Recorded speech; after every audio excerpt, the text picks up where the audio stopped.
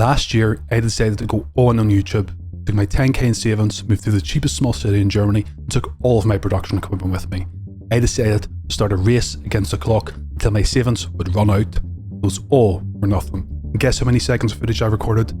0.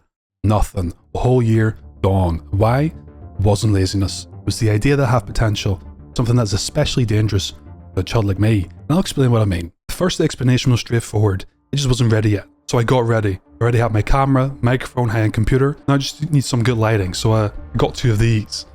Actually, I need to got Lightbox 2, so I got one of those. Yeah, what about a teleprompter? That'll definitely save me a lot of time whilst recording.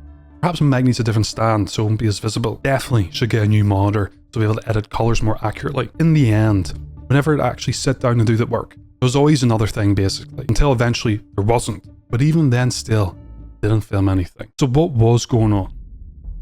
I then discovered my next obstacle, the possibility that I have ADHD, because every time I sat down to do the work, 20 minutes later, I suddenly found myself doing something totally different. If I then deleted my video games that I play often, I found myself scrolling Twitter. If I blocked Twitter, I found myself on chess.com, and if I blocked that, I found myself on something else, and so on and so forth, seemingly endlessly. It's like I was totally unable to focus, so I then started to question whether I have ADHD. This was a very attractive hypothesis, mainly for 2 reasons. On the one hand, it would sort of justify my inaction by shifting the blame and the responsibility away from me to something external, and at the same time, it would potentially give me access to stimulant medication, which is like this magical bullet supposedly, where once I take this, I won't even have to put any effort. Too bad, because it would take me years to get a diagnosis and a prescription, so that's never been an option. At the same time, I demand of myself to go from 0 to 100 immediately. Immediately work day and night. After all, nothing's physically stopping me, right? And it is what would be best. I'd be stood there looking in the mirror and think like, oh yeah, today's the day. The night before at 3 o'clock in the morning, tomorrow's the day. I'm really going to change this time. I'm going to turn my life around and be a revolution. I'm never going to go into hours anymore ever again. Of course, that way of thinking is very attractive. Much like a crash dieting or whatever, it just doesn't work. You wake up the next day, or you come home from work or you gym, and then you remember that you told yourself you're going to slave away tirelessly until midnight. Yeah, right. You're not going to do it. It's just not going to happen. And then you'll feel horrible, ashamed, disappointed, and your self-confidence will be damaged. You promised that you were going to do something and you didn't. You might actually have done something though. Maybe you worked half an hour, or 2 hours even, which would certainly constitute an improvement over doing nothing if that's what you previously were doing, like I always was. But because you promised yourself you were going to climb Mount Everest, and what you did pales in comparison, actually end up in a worse position than when you started. And that's what I did, over and over. But why? Why was I constantly spinning these wheels, puffing my own farts, and not actually doing the work? How all these things I was preoccupied with, the preparation, the ADHD question, the perfectionism about my work ethic, all skirted around, danced around what actually led me down that path in the first place. The idea that I have potential, right? The idea that if I applied myself, I could achieve something. None of them had anything to do with it. It's like I was purposely trying to avoid it. And this is because so long as I did nothing, the idea of me having potential remained untested, and therefore could not be disproven. This is because, when you're stuck doing some shitty job, the idea of having potential becomes very attractive.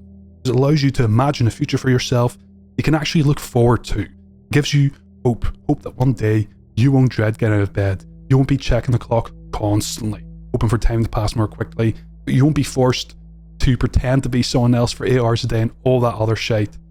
But the issue is, of course, then using it as a cope, as a cop-out, as a crutch, something to lean on for comfort. You need it. But is it actually true? Do you actually have potential? Right? Because what if you go for it and you find out that you don't, and actually this life you hate, that's all you're good for. That's your ceiling, right? Then your dream, your hope is gone, it's dead. And this, what you have now, is all you're ever going to get, right? So it was all those different ways that I avoided that question. And that's how I lost the first half of my year there. And then if you repeat that over and over, you chip away your self-confidence until you don't even bother trying anymore. You then reach such a low point in your self-confidence that you don't believe in yourself anymore at all. So whenever the thought crosses your mind, I'm going to change or whatever, you just scoff. It's like, yeah, right, as if. And then you're just left with the fantasy that, eventually, maybe you'll wake up one day when you hit rock bottom and magically turn your life around. As if that's going to happen. And that's what happened during my second half.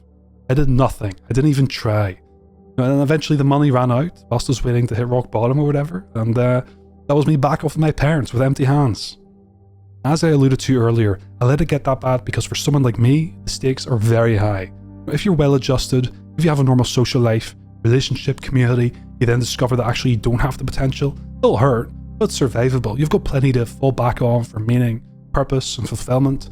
If you're different, if you don't fit in, if you're an outcast, something categorically different happens. Because if you lack what normal people derive most of their life satisfaction from, meaningful social relations, there's a strong impulse to look towards what you do have, whether that be intelligence, creativity, uniqueness, and say that makes up for what you don't have, or better yet, that's the reason for those shortcomings. Right? I'm a social outcast because of my intelligence. It's a lot sexier than I'm a social outcast because I'm a social cripple. If you then test your potential and fail, you no longer have the choice but to stare the naked truth in the eye. No longer are you a potential maverick, tortured artist, or misunderstood genius. You're just like everyone else, except you don't have what they live for.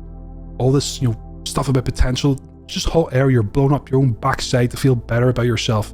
And in reality, you're just a loner with dreams, a loser. And that is how the idea of me having potential led to me losing a whole year. Right? Is this fear gone now? Absolutely not. It's just that I've decided to act in spite of it. And this video is that decision in action. Hopefully the first of many to come, but we'll see about that.